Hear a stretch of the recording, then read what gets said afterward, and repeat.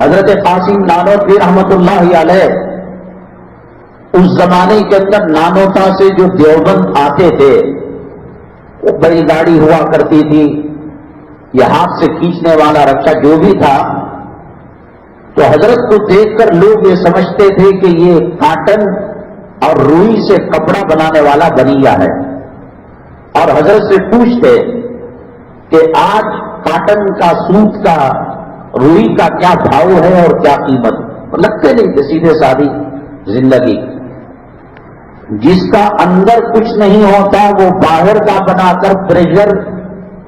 عظمت اور اپنا روپ ڈالنے کی کوشش کرتا ہے۔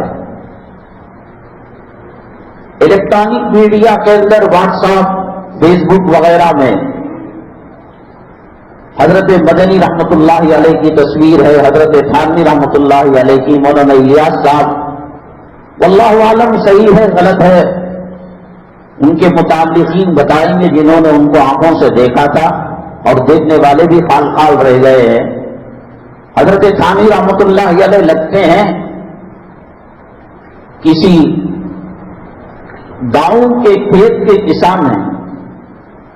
کوئی ٹکر نہیں لیتا تھا ان سے، علم میں، حکمت میں، سائنس و ٹیکنالوجی میں، پرانی حدیثی علوم کے اندر۔ اللہ تعالیٰ نے یؤتی الحکمت من یشاء ومن یؤت الحکمت فقد اوتی خیرا کثیرا، اللہ جس کو چاہتے ہیں یہ نوازتے ہیں۔ ہندوستان کے اندر